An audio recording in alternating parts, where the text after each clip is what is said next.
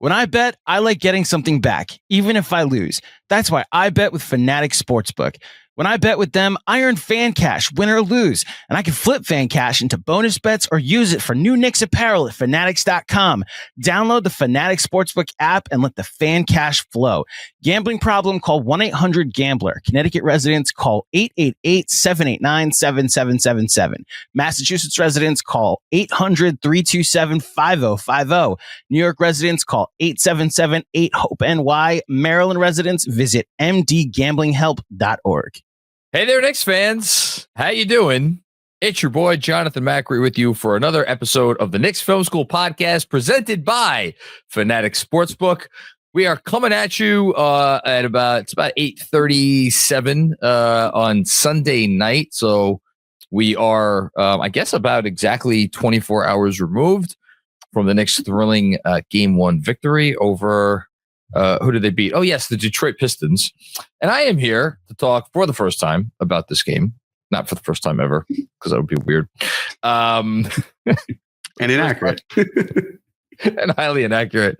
With my buddy Jeremy. Hi, Jeremy. Jeremy Cohen. How are you, sir? John, Knicks are 1-0, so I'm doing well. How are you? I'm good. Today, as you know, yes. Was Happy a big... Easter. Yes, big day here. We are a devout family of the faith. And so many Easter eggs were found this morning. Good job by the bunny hiding all of those. And although I do have a nit or two to pick with the bunny who went into my wallet and took money that was mine and put it into the golden Easter eggs. Because, Jeremy, I don't know if you know this, but it's no longer enough to stick candy in the eggs. You now have to have eggs that are filled with money, because that is apparently what we do now when you have children. You put money, or the bunny puts money in the egg for the children to find. Did you know that? I didn't. That's well, good for the children. That's very good for them, not for me. Very true. I feel bad for them when the time comes when they have to do chocolate and money and something else to one up generationally. So down the line, it's actually you're going to be looking back and I only got away with chocolate and money, but you have. There's going to be the platinum egg with the Coke and the hookers in it. And then that's definitely it. Look, it's got to be something. How are you going to step up your game? Yeah, let's add cocaine. Right, great, perfect, and hookers too. Listen, man, Christ only rises once a year, so you better get on board to celebrate appropriately. He is risen. He has. Yeah. And then, but it was, you know what? I was exhausted today because I got up. Sure. I don't know how you feel. And we could transition into our talk about the basketball game that we're here to talk about. Like, when it's a big enough win. Sure. I'm not sure. I'm not sure about anything. Getting to my point, I only got 3.5 hours sleep, or maybe 3 hours and 15 minutes of sleep, because I woke up, no alarm or anything. Nothing like there wasn't even the dog barking. I just woke up at, I think it was 6:05, and I just was like, I was still wound up from last night, which I don't know what that says about me as a Knicks fan, as a Knicks content creator, that we're at this place where by now winning Game 1 at home when you're the heavily favored team, it shouldn't be a big deal. And yet I don't know, man. I was flying on cloud 9 the entire day. I was just so amped up from that win. Maybe because I was kind of down going into this series, as anybody who's listening to the podcast could probably figure out. But that's how I was today. So I had a good day. How are you? As I said, Knicks are 1-0. So I'm feeling good. Take the win. I understand if the Pistons are a worse team, at least certainly on paper, than the Knicks are, that the Knicks are the favorites to win it, but you have to get to 4, and the Knicks are 1/4 of the way there. So I'm sure the Pistons probably feel good about their level of effort, what they can clean up, how they can come back, but they're still facing a deficit, and the Knicks aren't. And that is really what I care about the most. We can and will get into a lot of the nitty gritty behind how they got to this point, but a win is a win. You take it, you move on to Game 2, try to get a 2-0 lead, make it a 4 out of 5 series. for the Pistons. Maybe steal one at home if you're able to get game 2, and then you force them to basically sweep you. So this was a step in the right direction, hands down. Yeah. Well, before we get into some of that nitty gritty, now that I've had like a day to think about some of the stuff more, do you buy into the theory that like the way a game goes makes it, and if it's a close game in the end, but the way that the game went up until that point makes it more important for one team to win versus the other team? Like for instance, if you're looking at like yesterday's Nuggets Clippers game, if you subscribe to that theory, I think you probably would have said that was a more important game for the Clippers to win than for the Nuggets to win. Although I guess you could think the other way. So, but I guess the reason I'm asking this is because I think you can make the argument pretty easily that given how Detroit's role players shot, and I was trying to find a Pistons podcast to get some input from the other side today, and I struggled finding a good one, but one that I found, they were like, man, did we like miss our shot because of these guys shot this way? Do you subscribe to that theory at all? If you are the underdog to that degree, yes, you need every major shot you can take. The margins are just too slim. For the Knicks, I think they could have afforded to have lost that game. That is the benefit of being the favorite, of having home court advantage. It would have been stolen by Detroit, which of course then the burden shifts to the Knicks. But as a result, if you're the Knicks, you need to remind yourself, hey, we're the favorite here. There's a reason we can do this. So if you're Detroit, it's one that you really wish you had. For the Knicks, I think it would have just been, that sucks. There's a lot to clean up, but we feel the level of confidence. That's not to say that the Pistons themselves don't feel like they can win a series. I would gather they do. They're a tough team. They are not going to let one game feel like an insurmountable task. They know that it's still very much anyone's series. But, like I get what you're saying with the Clippers and the Nuggets. I find them to be more balanced. So I still feel like that series, I loved that series. I think it's going to go the distance. At least I hope it does. Me too. And I mean, if that's the case, then you're looking at two teams that are so evenly matched that, yeah, it would have been great for the Clippers to have won that and they'd be in a better position. But the Pistons really need every push because that's where the divide is in the talent between where the Knicks and the Pistons are. And I say that fully respecting the Pistons as a team. Let's go there because I think as we were sitting here, or I was sitting here and watching that game play out, and the Pistons had a 9-point lead in the third quarter, and they had an 8-point lead with 9 minutes and change to go in the fourth quarter. The thought did creep in my mind, like maybe these teams are more evenly matched than I gave them credit for. It sounds like coming off of game one, your opinion about that particular subject has not changed, that you still feel like the Knicks are in some modicum of just a flat out better team. I said Knicks in 5 for a reason. Okay. I believe they are, anything goes in the playoffs, but I believe that they are the superior team in this series. Did it scare me? No, I thought the Pistons, they're still going to fight back. They've won 3 out of 4 regular season games. They match up well against the Knicks. It's still, I trust the Knicks, especially when you have Jalen Brunson, clutch player of the year, his ability to bridge any gap that you are finding anywhere along the lines. That's the level of confidence that I have in him in the Knicks. And I feel like, and I could be misremembering this, so you tell me, I feel like he has historically not been the best in game ones of series to start the playoffs. It could just be the playoffs. It could be a Mandela effect type of thing here. And it was the one thing I wanted to get to research before this pod that I did not get to. There's other research I have, but it just feels like it takes him a little bit of time to get settled, plus the injury. And the first half, abysmal, turned it around. The second half, extremely well. So if you're not able to stop Jalen Brunson, you're probably going to have a tough time if you're Detroit. And I think I can't even say that was the difference between the first and second halves, because Detroit jumped out to what you said, a 9-point lead, right? With Brunson in the second half still playing up to par.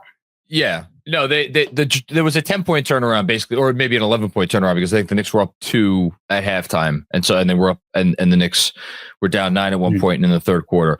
I think So just to go back to the Brunson point for a second, we all remember last year, Jalen Brunson in the first round against the Philadelphia 76ers, which was, of course, the game that started the playoffs there. He had just an abhorrent game. It was as bad a game as you will ever see Jalen Brunson play. I guess comparing that game to this one, that game he finished 8 for 26 for 22 points. So this one was considerably better because he at least turned it around in the second half. That game he did not turn it around in the second half.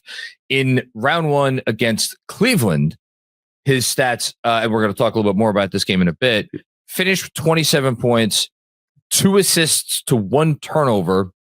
He was 11-24 from the field. And if I recall correctly, he was in some foul trouble in that game because he only played 29 minutes. So not the best start there. And then I don't know if you want to go back to like Dallas. So game 1 of the Utah series, which obviously that was a memorable series that Brunson started to turn around. So he had the big game 2 where he scored 41 points, had 5 assists. Game 1 was a loss, 99-93 loss. He scored 24 points on 24 shots. Yeah. That, not the best outing for him. And then the year prior, when we should note that he was in a very different place in his career against the LA Clippers, that series he was notably benched at the end of. Game 1, played 20 minutes, 4 for 7 from the field, 15 points. But that I don't know. It's a reserve role. Yeah, it's a reserve role. So you're right. Which is encouraging because if you felt, hey, Jalen Brunson not really turning on the Jets, we saw it more in the second half. And I would hope that it carries over in consistency where it just takes him that first initial playoff game to settle in. Maybe he got ahead of the learning curve, or not learning curve, but ahead of the curve here just a bit more. And that I would anticipate game 2 being, even with a hobble Jalen Brunson, I would imagine he is pretty injured. A lot of these guys are banged up this time of the year, but even when he fell, it just, it felt like he masked the pain really well. I don't know what his body tolerance is. I'm not him, but I would imagine he is in a lot of discomfort. So for him to still be able to do what he did in the second half, despite the injury, it was impressive. And we should note, did not show up on the injury report today. No. So that's a very good sign. We should also note that Isaiah Stewart did show up in the injury report today. Ian Begley reported earlier today that Beef Stew got some sort of imaging done on his leg after game 1.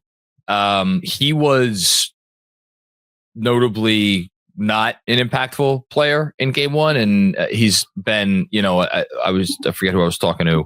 I was talking to Fred a couple weeks ago, and about Isaiah Stewart, and Fred obviously keeps a good read on the entire league, but like he was saying, like they down there now in Piston land, they consider him the heart and soul of their team. Not that he's like their best player, maybe even not their second or third best player, but when things go well for them, he usually has a hand in that. So not sorry to get off track, but notable that maybe he's a little banged up. Anyway, back to that third quarter. I think it was like as bad as you'll see the Knicks defense play in a game that they are taking seriously. And I thought their offense, it was the only time in the game where I thought their offense may have gotten stuck in the mud a little bit. The Knicks did not play well in the third quarter. I think it's as simple as that. I think in the first half, I viewed it as the Knicks played better than the Pistons in the first half. Jalen Brunson couldn't buy a basket, and the Pistons reserve players could not miss a bucket. And then the fourth quarter was the fourth quarter. So it was really just that one quarter. So should we take that quarter and be like, oh, maybe the Pistons are a better team than we're giving them credit for? I think you're right. I think we're giving the Pistons the appropriate amount of credit here, which is not to say that they cannot steal a couple of games in this series, or maybe that's not giving them enough credit. But I think that's where we should be, right? There's 2 things at play. Number 1, respecting the Detroit Pistons as a worthy competitor. And number 2, not falling into the usual cadence where we give so much credit, and I say we liberally here, respectfully, that we give them too much credit, the opposing team, because of our own anxiety and doubt. Yes. The Knicks are the 3 seed for a reason. The Pistons, they won 3 games out of 4. This is so much like that. What was it? 2012, 2013 season where Knicks fans, Pacers, or Knicks and Heat, where it was like Knicks won 3 out of 4. Okay, well, they didn't get the opportunity to show it in the playoffs. This is the Pistons' opportunity to show that the 3 games out of 4 was not just a small sample size, that there was a root cause that the Knicks could not scheme around, that they simply cannot beat the Pistons. Fortunately, as things stand, the Knicks have won the most important game so far, and may that continue for the next game and the game after that, and then the game after that. Let's start to go through some takeaways. I talked about this stuff pretty extensively with DJ and obviously through the super chats last night, so I won't speak too much about some of the stuff, but I did go back and rewatch a lot of the game today. My biggest takeaway from the game was Karl-Anthony Towns on both ends of the floor. I think I was pretty confident that whatever game plan the Knicks were going to show up with defensively was going to be something where it would at least look okay out of the gate. I thought it would be something where, like, we would not be sitting here after the first quarter and being like, oh my God, what have the Knicks been doing with their time? It looks like they didn't game plan for this Detroit team at all. I thought that was the opposite. I thought it was like, oh, okay, like putting OG on Cade, how they utilize Towns in the, being more aggressive at the level, and just, I think, his overall level of engagement. So I wasn't worried about all that stuff as much as I oddly feared Towns on the offensive end, because I was a little worried looking back at some of his past performances that because he was going to play such a pivotal role in exploiting Detroit's defense, which is very, very good. And I was like, is he going to be up for the challenge? And I don't know that he could have answered that in a louder, more positive fashion. So let's start with Kat. What was Kat your biggest takeaway? And if so, which part of his game was more meaningful to you? Probably was. He was phenomenal, in a word. Just in terms of what he was doing on offense, I'm fascinated by how Detroit is going to adjust to guard him, especially if Isaiah Stewart is not able to be playing, or if he's not as healthy. It's so hard to chase someone like Kat around the perimeter. Kat, yes, cleaned up a lot at the rim, but he also took some mid-range shots that worked for him. He was efficient from beyond the arc. So that versatility, it's a reminder of why the Knicks went from 48 minutes of rim protection and rim running to, oh yeah, we can open it up a little bit more at the 5. With that said, of course, then there was the pairing with Mitchell Robinson, which Kat being less in drop, being able to move up. Of the 3 things that I had of looming for the series, one of them was Cade Cunningham turnovers. And Cade had 6 turnovers last night. Good job by you. Thank you. It was a 17.1 turnover percentage. But the reason I bring that up as well is Kat is credited with 2 of the 6 turnovers. But when I went back and I watched every single Cade Cunningham turnover, I counted 4 that Kat was directly involved in to at least make it happen. And when you talk about defense, when you look at how he gets destroyed, perhaps especially in drop, and he's not doing that as much, it's like, great, you are pushing him up at a place where he's at his strength. And I thought this was a fantastic Thibs game, really well coached. And so it's Hold on, let me get a tissue. I got to wipe a tear from my eye. That's fine. You can do that. Of course. So delightful. Hey, I want to give credit where it's due, and you always give credit where credit is due. I certainly try to. And you do. Thibs put him in a position to succeed, and that was phenomenal. Not forcing it with him, being able to support him, things that have been called on in the regular season. And is it this 6D mahjong move where it's galaxy braid, where Thibs is like, yeah, I've got this plan all along, but I don't want to expose it in the regular season because come playoff time, we're going to be a different team. I wouldn't necessarily go that far, but it worked in this game. And that is an important sticking point as well. But can we talk about that for a sec? Sure. because I mentioned this a few times. I went back and I watched all the Cade field goal attempts in this series throughout or from the regular season, and Bridges guarded him most of the time, which is what you'd expect, because if anybody who watched the Knicks this year knows that it almost didn't matter who the opposing team's best player was. Mikal Bridges was going to guard that player. If that player was Trae Young, the little guard, Mikal Bridges was going to guard him. If that player was Jason Tatum, Mikal Bridges was going to guard him. I'm trying to think of an example where Mikal Bridges did not get the primary assignment in the regular season. There's none that are coming to mind. I mean, maybe someone who's like a Zion, obviously not him, but like the examples are few and far between. And now we get here and it's like, nope, sorry. or not, maybe not sorry. Sorry if it was the other way. It was no apologies needed, because it was what Knicks fans wanted to see. It was, hey, we're going to put our best defender on this guy who is their engine. And it's like, I wonder why. Is it those 60 Mahjong or whatever? Or is it just like, do you preserve OG for the regular season? And it's like, hey, Mikal, guess what? Guess what we traded 5 first-round picks for? For you to clean up the shit over 82 games. And then now that you're done with that, we're going to hand over the real job to the other. I don't know what to make of this. I really don't. Well, the stat tracking for time on Cade Cunningham, OG spent 9 minutes and 47 seconds. And the regular season. No, this game. This game. Okay. Just this game, according to the NBA tracking. 9 minutes and 47 seconds OG on Cade. And Bridges credited for only 1 minute and 9 seconds. Yeah, the Cat spent 1 minute and 11. Bridges spent a lot of time floating around. I mean, he spent a lot of time most time he spent was on Tobias Harris. And he was good. I know Tobias went off, but I didn't think Bridges was bad defensively at all, for what it's worth. No, his offense helped in the first quarter. That really gave them a boost. They needed that. Towards the end, ran out of steam. But I guess kind of going back to the Thibs portion as well, one of the things we talked about where it was who is the most consistent Knick of the last couple of weeks? Landry Shamet. Yeah. Landry Shamet played poorly. And what does Tom Thibodeau do? Gives him about 10 minutes, first half, doesn't see the floor again. Good move. The other thought of, imagine saying to yourself months ago, yeah, Tom Thibodeau in a pivotal moment is going to have a backcourt of Jalen Brunson and Cameron Payne. Oh, and by the way, Mikal Bridges isn't going to touch the floor until the game is pretty much decided. And Josh Hart is going to play 30 minutes. And I understand that some of that was foul trouble, but it also really wasn't, because he was out there with 3 fouls and it wasn't a huge factor. He was well rested.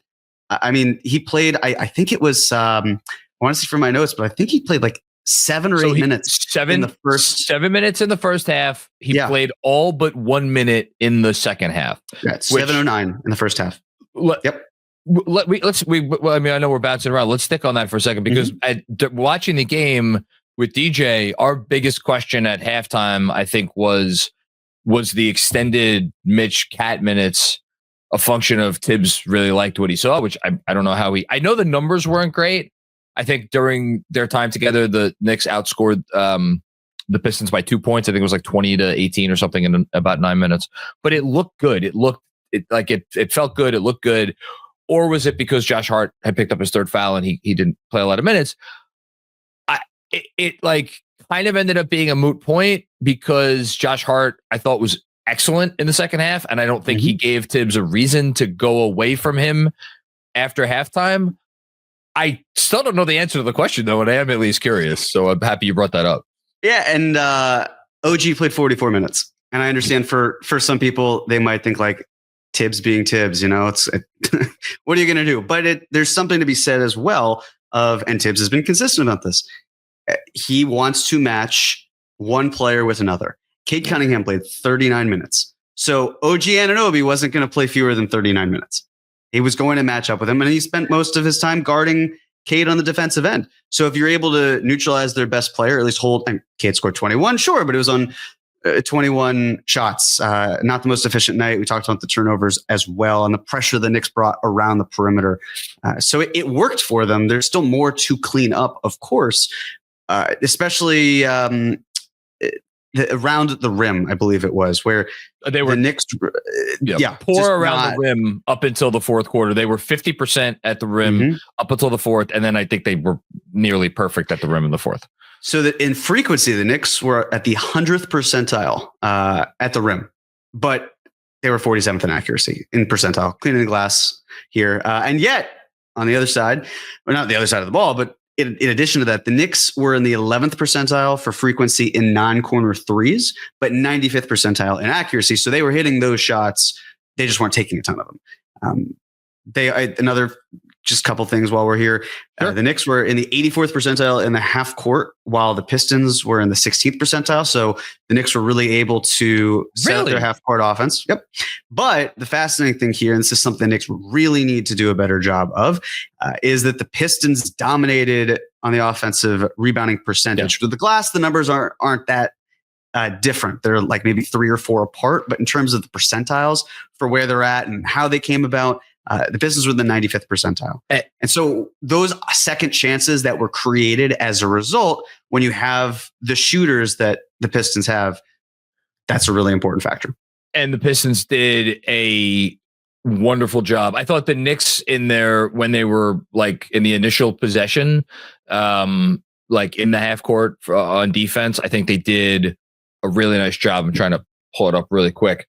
But I completely agree with you that when the Pistons did get offensive rebounds, and what did they get? 11 of them in total? I'm pretty sure it was 11. They did a really nice job translating. What's that? It was 11. It was 11. And 11 offensive rebounds into 21 second chance points. So they scored a ton of points off of the second chances that they got. Yes, the Knicks have to clean that up. But no, man, to go back to the Payne thing,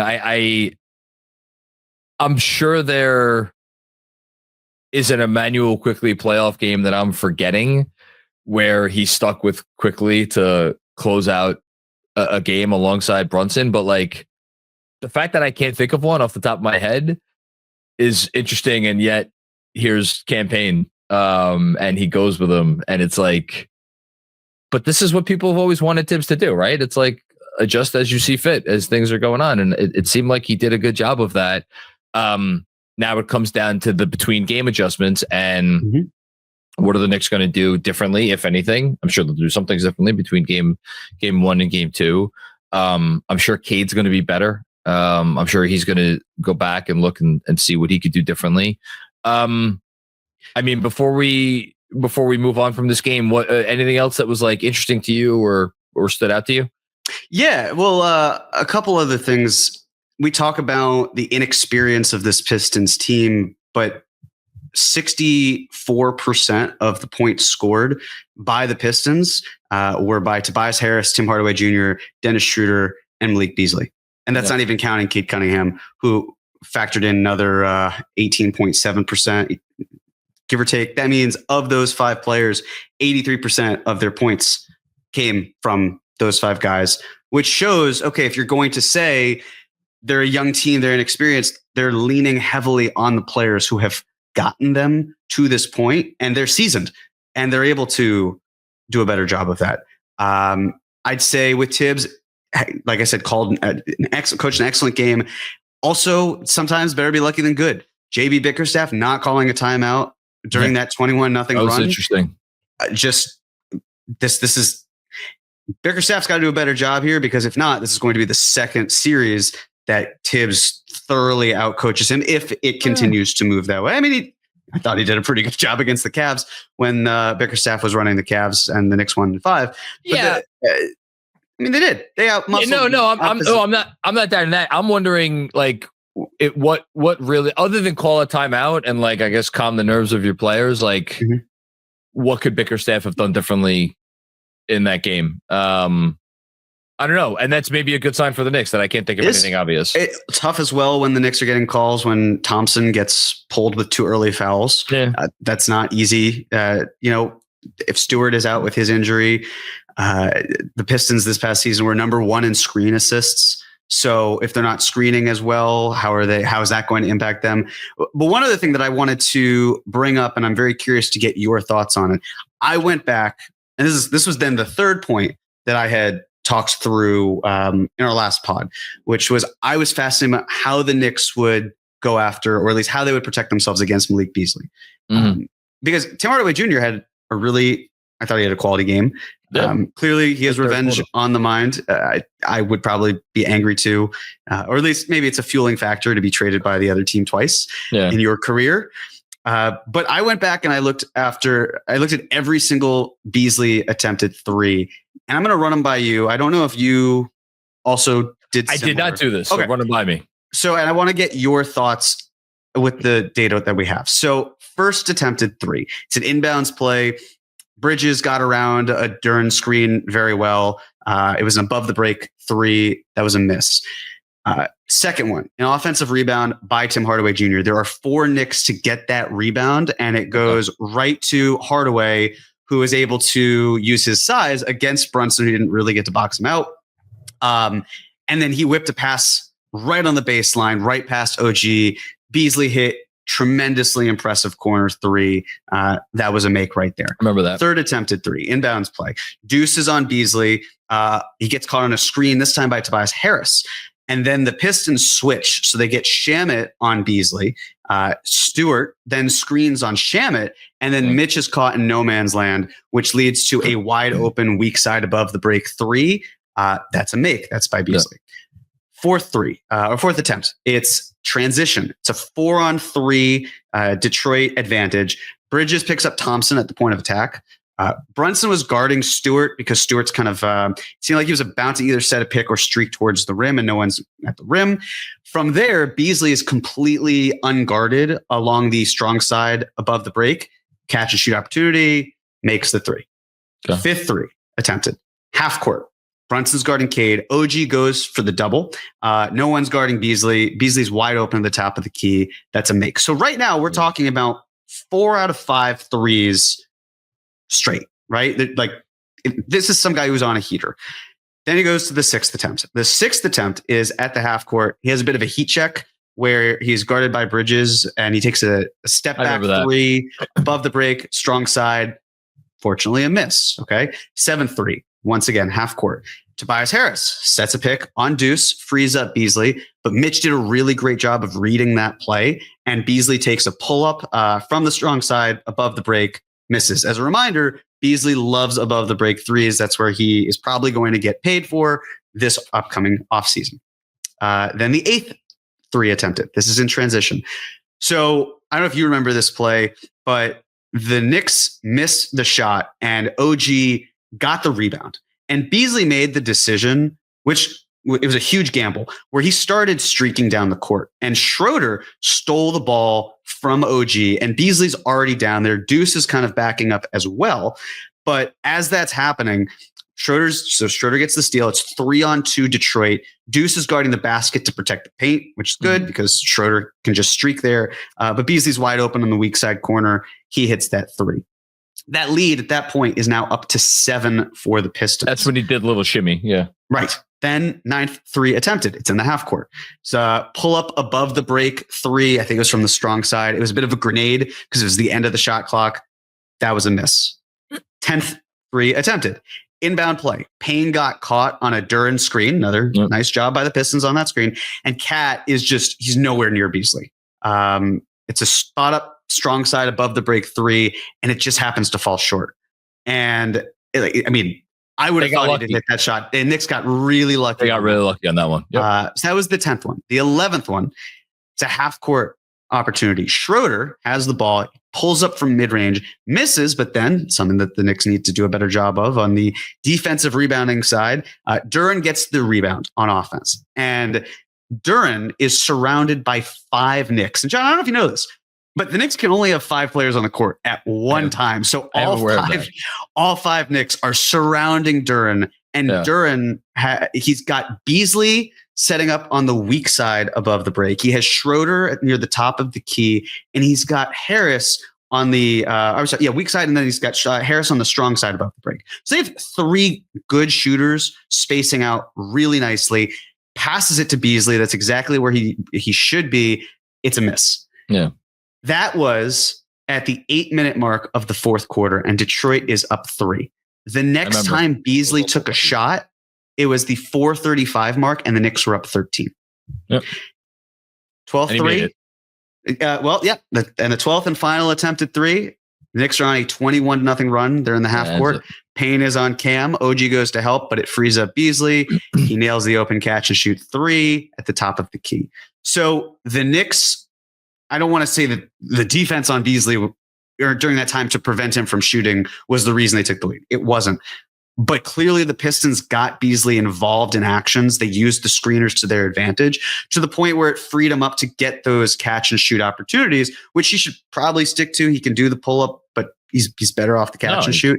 So I would gather that as we kind of spring forward, if you were looking at Beasley, it's how do the Pistons create more of those opportunities? Are they throwing more bodies at the Knicks? Because they did a really good job. I mean, Payne on that one screen that Duran set just dropped to the floor like a rag doll. He got absolutely bodied. So I wonder, do we see a more physical Pistons team that digs in deeper? Because they're already physical to begin with, and the Knicks were a little bit, I wouldn't say that they got away with calls, but I would say the whistle didn't hurt them at times. So are the Pistons going to find their way and claw back and basically say, if we're going to fight, like at least let's get some skin under our nails and dig as hard as we can?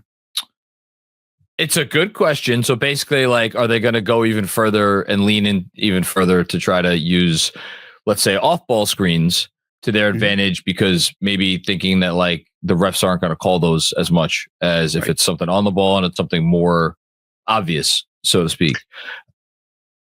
I would. I mean, you got nothing to lose. What I would Bam Adebayo effect, for whatever it's worth, is how I would envision it. And like, look, like you said, they're awesome at screen assists, and like their bigs are great at setting these screens. I mean, like, I don't know what counter the Knicks make other than like, yeah, the guards just have to do a better job of anticipating those screens, trying to get around those screens. You know, whoever else is in the vicinity, you know, be ready to, or I think almost when you're playing this Pistons team, you almost have to treat Malik Beasley like, you know, give him the attention that like Steph Curry would, you know, might get. Not to say that like you give him more attention than Cade Cunningham. Obviously, your entire defense should still be focused on stopping Cade Cunningham. But in terms of the proportion that you pay attention to him versus the proportion you pay attention to everybody else on the floor, like, he's the guy you got to always be keeping in mind, because he could turn a game by himself, and he almost turned that game. You know, like you mentioned, gave them that 7-point lead, and you could argue they got lucky with a couple of those misses. I don't know. I don't know that there's another adjustment that I would make. I don't know that I want. I mean, do you put McCall on him? Maybe. I don't know that I want McCall running around chasing him. If anything, no, you definitely don't. No, I think if anything, Deuce, and again, they had Deuce on him. Like when Deuce was in the game, like Deuce was the guy who was on him. So maybe just lean into that a little bit more. Look, the guy was second in the freaking league in threes coming off the bench. Like, this is what he does. He's really good at this. So you're not gonna completely stop it. I just think you just have to, like, I'm sure they've taught everything we just talked about. Like I'm sure they've gone through the film on all those, and they're going to be ready for it. I just don't know what else you do. This guy is like, he's in the midst of one of the great 3-point shooting seasons in the history of the league. You know, which is kind of why I don't know how mad you could really get, but I don't know. Yeah, it's less. I mean, the reason I was so against the Bridges portion is because he is not good at navigating screens. No. I believe he was dead last, is what I think I saw online. I think the Hot Hand Theory might have posted about. I think it was actually who posted about that. So with that being said, it's okay. If you're going to run a bunch of screens, this is then maybe not going to be the Mikal Bridges defensive clinic. And then if he's not giving you something offensively that you need, you don't go to him, which was exactly what Thibs didn't do. And it worked to the Knicks' advantage. With Beasley, most of the time spent on him was by Deuce McBride. spent 2 minutes, 45 seconds. The also had Cameron Payne, 2 minutes and 38 seconds, and Mikal Bridges, 2 minutes and 37 seconds. So those were the three guys that the Knicks had in various degrees. Beasley didn't actually score when Payne was guarding him. Well, and that was another reason for why. Yeah. Yes, it was. So that was a very beneficial portion of it. And I think the other thing with Deuce is if he's giving you something on offense, which didn't give a whole lot last night. No. If he's giving you more on offense, then you at least feel more comfortable throwing him around with the screen navigation. But the more I think about it, the more I'm now wondering, okay, is this actually going to be a Shamet series? Did we look at the time of basketball when it really didn't matter as much and confuse it? If we're saying it's a different animal, but then be like, oh, he's one of the hottest players. Looking inward, did we overestimate the contributions that Shamet might have? Because if it's switching him onto screens that he just can't navigate, is this then not a series for him? I think Deuce is going to answer that question. I think though Deuce and Shamet are kind of indirectly in competition, or maybe directly in competition for minutes. And I think he's going to keep sending Shamet out there, giving him a chance to defend a little bit better than he did in this game, getting, again, knocked off pursuit a couple of times, and see if he can catch a little lightning in a bottle with the shot, because right now Deuce isn't shooting it. Now, obviously, Deuce does other things. He's certainly a better player, more complete player, all of that stuff. But I don't know. I wouldn't be surprised if Shamet got another 10 minutes in the first half of game 2, and Thibs Thibs looks and sees how it goes and goes from there.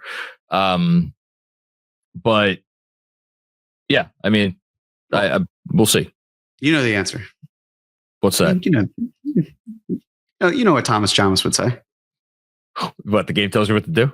Mm-hmm. The game always tells you what to do. I don't think those Shamet 10 minutes are a given. They're not a given, but I would not be surprised. Maybe it's 8 minutes. Maybe it's 7 minutes. I think I do not think we're going to get to Monday night and Shamet's going to be a DNP-CD. I would be honestly shocked if that happened. You think that he is still the first sub off of the bench? Because I believe he was. Correct? He was, but that's been happening, and he comes in for Hart, and it's a way to inject the shooting, because then the next sub after that is Mitch going in for Cat. Mm-hmm. I do think he's going to be the first sub off the bench. We'll see. We could bet a beer on it. Okay. Last. What a low stakes beer bet, but that's fine by me. I mean, sure. All right. So before we get out of here, we are going to do a little power ranking. This was Andrew Claudio's idea, he's in his podcast studio. I don't know if you want to pop up now, Andrew. I see the box where he's supposed to be. There he is. Yes, I'm here. I might as well pop up now. Hi guys. Happy Easter. Happy Easter. Oh, happy Easter. So this was your idea. I'll give you credit. It's a good idea. We're going to rank the 4 game 1 wins of the Thibodeau era. Correct. Yes, that is what we're going to do. And we have you here because me and Jeremy combined have the memory of a gnat. So in case we maybe don't remember a key something about the game, we have you here. Can I jump in? Please. How are these games not memorable? Like 2 of these happened last year. I don't, to repeat what Jeremy said before the pod, I don't remember what I have for breakfast. Okay. You don't remember game 1 against Philly? Here's what I remember of that game. Here's what I remember about each game. I'm going to go through it right now. I'm going to tell you literally what I remember about each game. Game 1 against Cleveland. I remember it was the first time we were in our old apartment. First time we had people over, because my wife thought it was a good idea to have neighbors over for that event and to see me in that state of affairs. And so I just remember I was like losing my mind for most of the game. And then I remember the Josh Hart shot. That's what I remember about that game. I remember the Josh Hart shot. Last year, game 1 against Philly, I remember Brunson had an awful game. And then I remember there were 3 big threes down the stretch in the last couple of minutes. I remember at least one was by Josh Hart. At least one was by OG Anunoby. And I forgot until I looked it up before we started this episode who the third one, which was it was another Josh Hart. So 2 Josh Hart threes, 1 OG Anunoby 3. Game 1 against the Pacers, I remembered nothing before I looked it up before we started recording. And then Jeremy was referenced the kickball. I was like, oh yeah, the whole kickball controversy. I remember that. Didn't remember the DiVincenzo 3 that came right around the same time. I knew Jalen Brunson scored a ton of points. I forgot exactly how many he scored. And then yesterday, I remember yesterday. So that's what I remember about each game. Progress. You remember yesterday. So I remember yesterday. John, you have the built-in excuse of age. Jeremy, how do you not remember the game ones from the last 2 years? Oh, easy. I just turned 30. Andrew, you know the drill. When you hit 30, your memory starts to go. I can tell you, I remember game 2 of the Philly series. I remember game 3 very well because it was a loss and Embiid decided to hurt Mitchell Robinson. I was at game. Were you at the Tyrese Maxey game? I was. That's game 5. That's game 5. Right. Yeah. Jesus. And then they won. They won game 6. Correct. They won in 6. Yeah, they won 6. I was with you for the game 6 against Philly where they clinched it. Yeah. And game 4, I knew they won in Philly, but game 1, I knew it's like, again, I knew it was a W, but the fact that I even had to be like, wait, it was 6 and not 5. It's a blur. I don't know why. It just is. It's the specifics involved. I think there's also a bit of a niche thing here where if I asked you to list for us every MLE the Knicks have, yes, you'd have us for like half a decade, maybe more. I can tell you like what Aaron Aflalo made the 1 year he was in New York, but I'm going to struggle to remember what happened in a playoff game. That's just how my brain is wired. And I could give you like the exact box score of Allen Houston's 53-point game against the So, and that's where we come. It's our niche. Exactly. Mm-hmm. So just off the information we've heard today, and hopefully we've given everybody a good idea of what these games were. This is game 1 against the Cavs 2 years ago in Cleveland. Game 1 last year against Philly, game 1 last year against Indiana, and then yesterday. From what I'm hearing, the Indiana game is absolutely last. No, so least memorable. No, but I should have added one thing. I didn't remember any specifics about it. I do remember my wife was out of town. Shout out Dolores and Scarlett. They went to visit her sister or her cousin in Tennessee, and I hired a babysitter to come and just to like hang out for the day with Isabel so I could pay attention to the game. And I remember, and this is a colleague of mine, someone I'm friends with, I've never seen her face so horrified as she watched me watch that game and react as I did. So I lost my mind throughout the game. I can't sit here and tell you specifics. Oh yeah, that bucket was 6 minutes and 32 seconds left in the fourth quarter. Like that, I can't do. I was about to say that I think trying to rank these 4 is like trying to rank freaking, Godfather, Godfather 2, Goodfellas, and I don't really have a great fourth one. For Casino for the fourth one? Yeah, but that's the thing, because Casino's clearly 4th on that list, and I don't have a clear 4th here. I just don't. Okay. I think based off of what you were both telling me, the Indiana game is last, especially since that's the one of the 4 that they lost the series. Yeah, but so we're factoring in that? Like, how do No, but like if you have to go to tiebreakers, that sounds like it's definitely number 4. I guess if we have to go to tiebreaker, then yeah, you're picking nits. You have to, like, when you're arguing Jokic first against SGA, there's no wrong answer, but you have to find ways to break ties. Okay, so my initial pass at this is going to be Cavs 1, Sixers 2, Pistons 3, Pacers 4. With the logic of what you just said about the Pacers, they lost the series, so it kind of goes down a notch in our minds. Pistons, there were a ton of misgivings about that game right up until like the 39-minute mark, the 40-minute mark, whatever. So it wasn't even after they won the game. Like, I read a lot of newsletter comments this morning from people who were maybe not thrilled with how they played. Whereas the Philly game, and like other than Brunson not shooting well, like there were no negatives to take from that, and those shots at the end were huge. And but the Cavs game, in my heart, the Cavs game has to be number one because it was the first. I know they had played the Hawks a few years earlier, but there was something momentous about that playoffs and the Donovan Mitchell part of it, which I know kind of we forget about now, but that was a huge deal at the time. And then the Josh Hart shot to win it was just like, it's a easily top 5 shot of my lifetime. That's where I'm at. You're at Cleveland 1. Clear cut Cleveland number 1. To John's point, I had the same feeling of this was a team first year made the playoffs in the Leon Rose era. We're really excited about it. Lose to the Hawks in 5. And then a very disappointing season to follow. And then the Knicks go on this tremendous second half run. And with the Donovan Mitchell drama, all of it, Josh Hart hitting that shot, that to me I know he has hit other big shots since then. To me, that will always still feel like so far the Josh Hart game. And there are other Josh Hart games. It's had a few. It's just, that's the one that sticks out for me. And then there's a big gap, and then it's these others. And I was very proud of the Knicks for how they pulled this one out. There's also the feeling of, well, the stakes are lower in this one, seemingly. I don't know if lower is the right word, right? Because I feel like of all of the games that the Knicks are playing in, they were the most favored to win this one. So it kind of takes away from that feeling. And I know it's hard where we're basically saying, are we feeling the game one in real time? Or are we feeling, hey, based on what we know now, how do we feel about the game one of the past? And the Pacers series, you were at least closer to the conference finals where the Knicks still haven't been in what could be 25 years.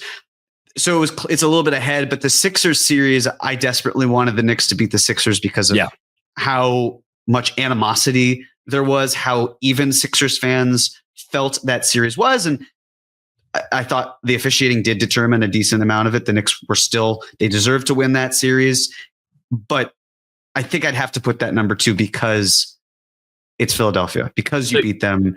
And then I'd probably I honestly might put this game last, the Detroit game last, which is crazy because it was still a phenomenal game to run or to watch. The 21-0 run. I'm going to remember that one until I don't. When Andrew comes back next year and asks the same question about game 1 wins. Who knows if it's still Tom Thibodeau or not? Yeah. But it's still gonna be like, oh yeah, it was a 21-0 run, and Cat played tremendously, and that was the Cameron Payne game. It's gonna happen. I don't know if that was a Freudian slip that you didn't say next series, Jeremy. That might also have a game win that they could potentially. It could be. It could be. Yeah. Look, if looking at how Boston throttled the Magic in the second half, that's a different series, though. Not even going to think about that. Just pointing out, if you're talking about next series, that's the opponent they would be facing in all likelihood. So I'll just say this now. Let's go. I'll just go on the record now. They win game 1 against Boston. It's first on this list. Like very easily, if they win game 1 against Boston, it will supersede anything that has been accomplished in the Thibodeau era as far as a game 1 win is concerned. If it's purely look at game 1 in the heat of the moment, day after, in the vacuum, 1,000% agree with you. How about we get let's. You know what? Let's get this there Detroit series first. Yep. Why? Respect your opponent. I respect the Boston Celtics. I can't wait to beat them in game 1. Okay. After we beat the Pistons in 5 games. So I know why Andrew's doing this. Why? Politicking. Well, you got to go back. Apparently there's a take out there that I have to go back to Sam Vecini, and because he picked Pistons at 7, and I have to just make sure I have something out there on both sides, which maybe there is some truth to everything, Jeremy. But this is the thing that we've always disagreed on. I don't look at that Cleveland game as the Josh Hart game. The Philly series is the Josh Hart series, as far as I'm concerned, because he remembered how to shoot, hit those 3 monumental threes in the fourth quarter. Had hit 4 threes in game 2 as well in the first half. Yeah. That was the Josh Hart half, and hit the series clinching 3 in game 6. Yep. That 3 he hit was monumental in game 1 against the Cavs. Yes, but there were Brunson had 2 buckets after that, and then Quentin Grimes hit 2 big free throws. The Josh Hart element of it has always been less significant to me. However, I do agree with both of you. It's number 1. Am I feeling things about yesterday that that were not felt by you guys? Granted, I just was in traffic for half an hour, so I missed the whole conversation you just had. But I was wondering if that Cavs game is up there with this Pistons win, because, like, man, that's the first time I shouldn't say the first time I've enjoyed this season. It's the most I've enjoyed this season. That fourth quarter, like, that was the most, like, they were doing it on both ends of the floor. It wasn't just like a good fourth quarter where they made a ton of shots. The stops they were getting, the way those stops led to transition buckets. That was the first time I felt, oh, this is a team imposing their will on another team. And it wasn't just with some crazy shot making. I hear that, and I think that is valid. I think Jeremy nailed it before. There was an emotional aspect of the Philly series going into the Philly series that not only had to do with Philly, but had to do with all of us I'll just speak for myself, in the back of our minds, as we are outwardly being like, look at us. Bucks are ducking the opponents, Cleveland's ducking opponents. Yeah. Not us. We don't fear anyone. In the back of my mind, I'm like, oh shit, what the Jeremy, hell did we do? That's what the Philly series. I'll let you talk in a second. The Philly series isn't. The Philly series is the series is over series for me, because someone texted me at 12:05 in the first quarter of game one. This series is over because the Knicks weren't going to be able to stop Joel Embiid. Yeah. So in the back of my mind, I'm like, what did we get ourselves into? We're facing the freaking MVP of the league and a really good team. And so when they won that game, it was in many ways proof of concept for me, which it sounds like in a way yesterday was for you. So yes. Maybe they're not that dissimilar. Yeah. I very much, all these wins are impressive. Right? They're all great. They're all great. Here's the two sides of it. I love lore, right? The storytelling involved, history, drama. Give it to me. Cavs series talked about the drama that was involved. They were also, the Knicks were not the favorites going into that series. We talk about this with Philadelphia, the rivalry between New York and Philadelphia over the years, a division rival. Talking about Indiana, all of the battles that the Knicks have faced, how the furthest the Knicks had gotten really to that point where the game 7 was against the same franchise, not the same team, but the same franchise that beat them in the conference finals in the 2012-2013 season. The Pistons, the connection of the past, to me, not really relevant. You know, when you look at Knicks Pistons, when they're interviewing Bernard King because he scored 42 and a half or so points per game in a 5-game series to beat the Pistons during the first Reagan administration, it's not going to have the emotional appeal to me. Detroit, I like Detroit. It's a good city. It's a great food town. It's on the come up. Detroiters is one of my favorite shows, so I'm going to have a fondness for it. I didn't know that show existed until 3 seconds ago, but continue. I think you would enjoy it. I don't know if you like I Think You Should Leave, but it's similar to that, but even better in my opinion. That aside, what was the story of this season? It felt like the Knicks are kind of sleepwalking. They're doing well. They're having another great season, but it just doesn't have that same kind of feel from a storytelling perspective. So it's the season, and then it's the opponent where there's not that rich history. So it doesn't quite feel as much of an emotional pull as the other 3 games, which is why it's 4th on my list, because I still loved the 21-0 run. And you talked about, right, Andrew, the fourth quarter, most exciting part of this season. And I agree, right? This is the playoffs. Without question. Different time. You're going to find the pivotal moments there. But I feel like that's also a reflection of how we have generally felt this season, which factors into the game itself. Mm-hmm. So all of that is why it's like, that was really great. I enjoyed it. I can't wait for game 2. It's a solid 4th out of 4. Okay. I like the tiebreakers that we're all finding for our list. I would put Indiana last, partially because of they lost the series. Now I'm trying to remember how I felt in the moment, and there's no way I felt anything close to what I felt after Philly, felt yesterday, and felt after Cleveland. And yeah, I have to go. Yesterday, And look, they could lose a series in 5, and then this looks silly, which is why having this conversation now I think is fun. Yeah, but I would go Detroit 2nd, and then Philly 3.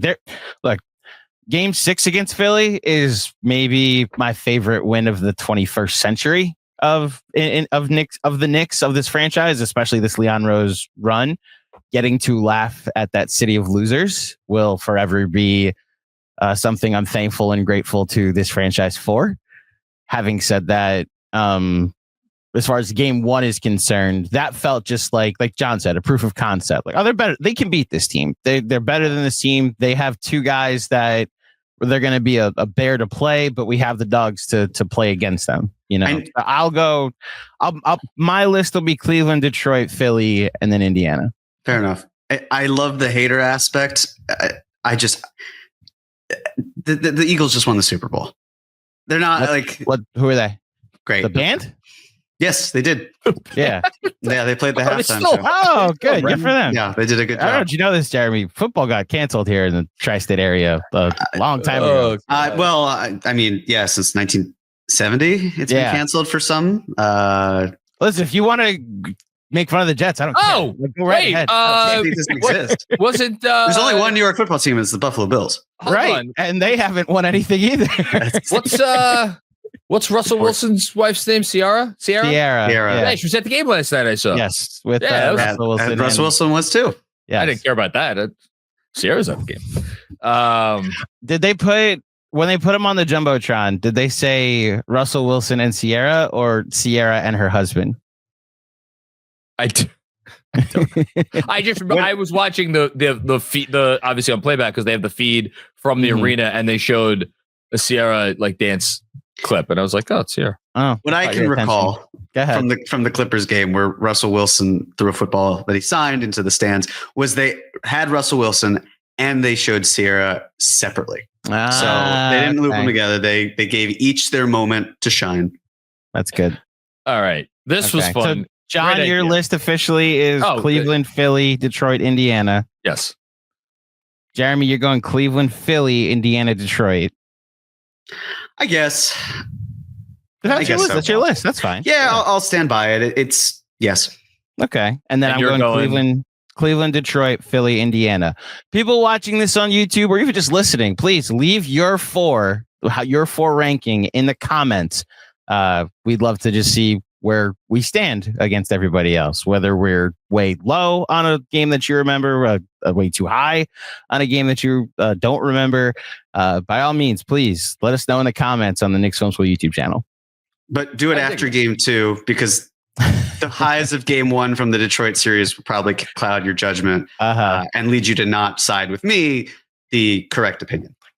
I don't care about a winner. I care about the correct opinion, the correct fact, the fact. Which I don't necessarily care about the winner. I care about the analytics. So please, right now, leave a comment on our video and tell us how you feel. Leave it right now. I will just say it's going to be interesting when we do our top 10 wins of the year. And I remember last year it was it was brutal to try to whittle it down to 10. This might be tougher in a different way. But just start at the playoffs. Yeah, well, more or less. All right. I think that's it. Anything else before we get out of here? That's it. Okay. So look, you guys know the deal by now because we've been doing this for many years. Stay here at Knicks Film School for wall-to-wall coverage of the series and hopefully several series after this. We got interviews coming up this week. We got obviously me on the post game after Game 2. All kinds of fun stuff. We got an X's and O's on Wednesday with DJ and Benji. So look forward to that. And Jeremy, anything before we go? I think we've said it all, or at least said enough. So we've said enough. Andrew? Subscribe to our channel on Playback. We'll be trying to do as many playbacks as possible. The perspective that John's babysitter had of watching a crazed John Macri during a basketball game, you could do that for free by subscribing on Playback. There's a fun video I put together of John and DJ reacting to the 21-0 run going on our socials today. So check that out, and then please join us for game 2 on Playback. Yes, which I think we're going to I don't know if we'll be able to push that out to YouTube because we were having some technical difficulties with that. Playback was having issues with I'm going to spare you with the details with the stream key issues, but Playback was having some issues pushing it out to YouTube. You don't get the feed if you watch it on YouTube. Yes. So if you want to watch the actual game, join us on Playback, but we will try, if you're unable to join us, able to watch the game on because of the blackout restrictions, but there should be for the playoffs. Then yes, we'll try to make sure they're also simulcast on YouTube. Sounds good. Thanks everybody for checking out another episode of the Knicks Film School podcast presented by Fanatics Sportsbook. We will be back with more funny games before you know it. Peace out.